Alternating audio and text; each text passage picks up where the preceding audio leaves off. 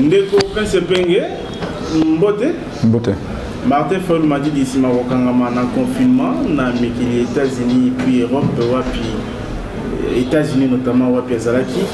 Aibi na kokoma ngumba mokonzi Kinshasa solo boyamba ki na baike tuluku kasi aye na moment oyo dialogue masolo za ko beta ya ba réforme oyo ya bandaki réaction na ye ezali ni na likambo wana ya bino notamment.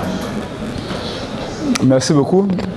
Président akendaki na mikili ya poto pendant près de 6 mois na tourné moko politique et diplomatique pour plaider cause ya Congo pe ya Congolais pour dénoncer le lingue ba pays étranger belé ba soutenir pouvoir outina kimoyibi et surtout l'ingaki ko tia accent sur le fait que le Congo est devenu un non-état et que la pauvreté est commis tellement immense, insécurité na ba frontière nyos pe na ba ville nyos, situation économique et financière s'est dégradée davantage et que tout ça est allé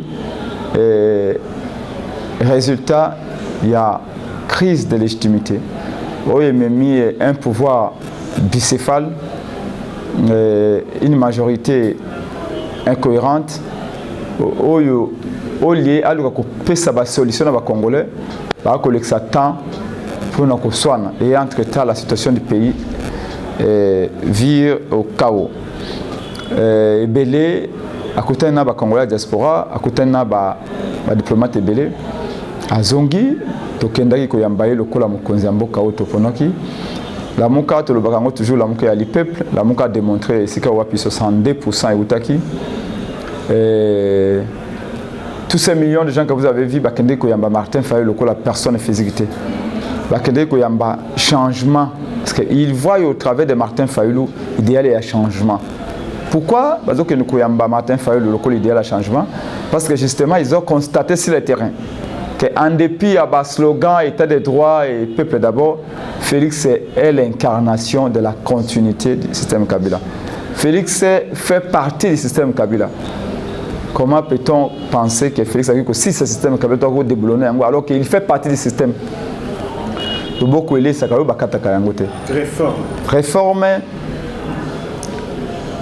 ezali likambo ya lelo te ezali makanisi ya tata mokonzi ekolo Martin Fayulu kobanda mbulu lekaki il avait vu, il avait observé, il savait ce qui s'est passé entre Félix et Kabila et tout le monde sait ce qui s'est passé entre Félix et Kabila, l'accord, les deals, l'arrangement qu'ils ont eu.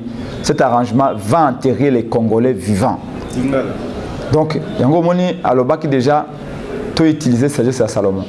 To kotumba bokate makanisi na biso po ite to longa na crise oyo yango atiaki yango na mesa. Parlementaire ou 13 ba zo relayé donc penser à Martin Fayulu d'après je vais en arriver atiaki proposition de sortie de crise na mesa. Makanisi na po to longa na crise de légitimité.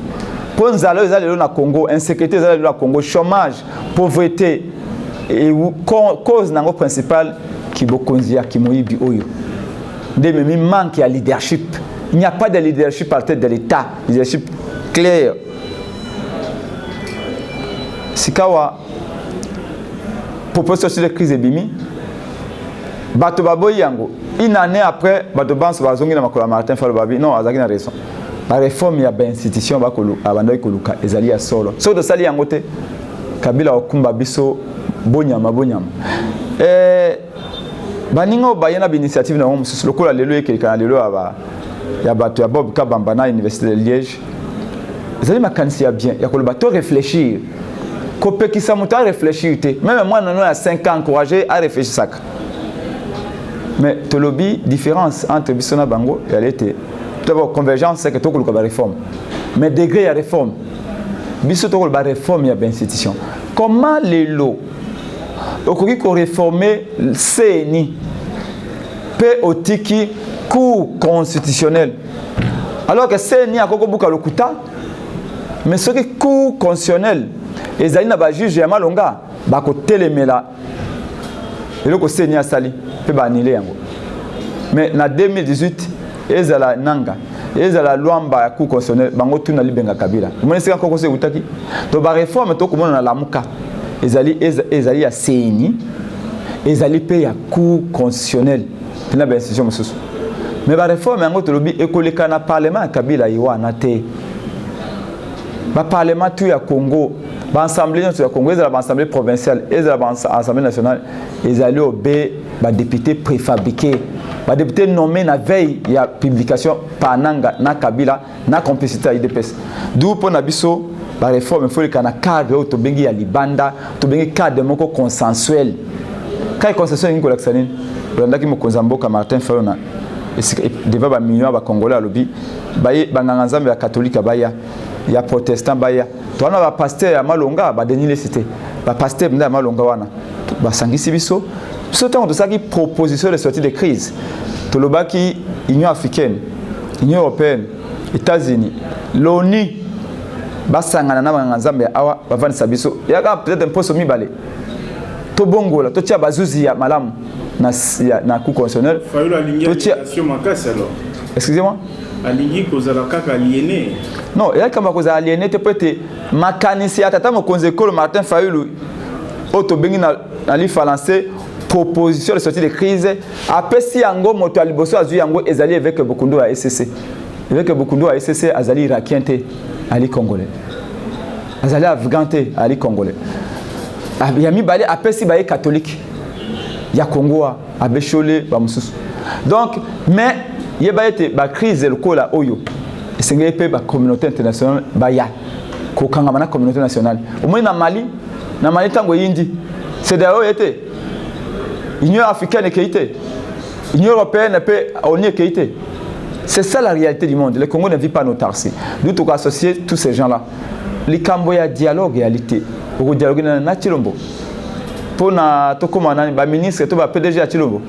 Vous pensez, moi, après ce là vous me voyez, là, ministre Félix, son excellence, monsieur le président de la République de Chilombo. Nous, on ne reconnaît pas monsieur Félix comme président. L'activité, il y a le président Martin Fayulu, ou déjà dans le Congo, parce qu'il a fait longtemps, les bandes à Mboka.